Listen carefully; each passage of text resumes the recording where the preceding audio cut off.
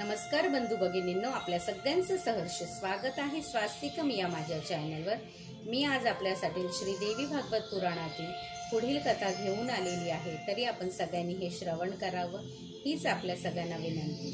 ओम नमश्च चंडिकाय, ओम नमश्च चंडिकाय, ओम नमश्च चंडिकाय। देवानी केलेली देवीची आराधना। जन्मेजय म्हणाला, हे मुनी,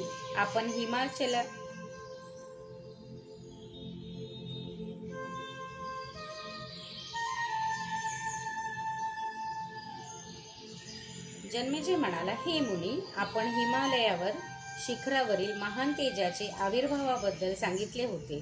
ती हकीकत मला विस्तारपूर्वक सांगा। व्यास म्हणाले, हे राजा, देवी सती नसल्यामुळे जेव्हा सत्यतेचा अभाव झाला तेव्हा तारकासुराची उत्पत्ती झाली। ब्रह्मदेव त्याला असा वर दिला होता की शिवाच्या औरस पुत्राशिवाय अन्य कोणाकडूनच तुला मरण येणार नाही।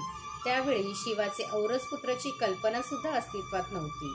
ही गोष्ट माहीत असल्याने तारकासूर फारच गर्विष्ठ झाला होता आणि मन मानेल तसा क्रूरपणाने वागत होता। त्याच्या उपद्रवामुळे सर्व देव संत्रस्त झाले आणि हिमालयावर जाऊन ते भगवतीचे ध्यान, जप, पुनश्चरण इत्यादी करू लागले। असा बराच काळ लोटला तेव्हा एका चैत्रातील शुक्ल पक्षात नवमीच्या दिवशी शुक्रवारी श्रुतीच्या द्वारे जागण्यायोग्य अशा एका सर्वोत्कृष्ट ज्योतीचा आविर्भाव झाला। त्या दिव्य ज्योतीत कोटी सूर्याचे तेज, कोटी चंद्राची शीतलता होती। त्यावेळी चारी वेद मूर्तिमान होऊन त्या ज्योतीची स्तुती करू लागले।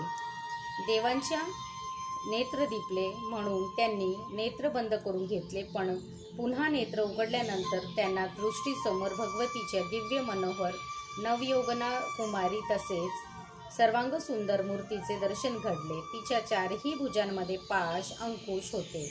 तिच्या मुखाचा वर्ण डाळिंबाच्या फुलाप्रमाणे लालसर होता। पोशाख लाल रंगाचा होता। अशा त्या भगवतीला देवांनी नमस्कार केला। तिची विविध स्तवनांनी स्तुती केली आणि तारकासुराचा त्रास कथन केला।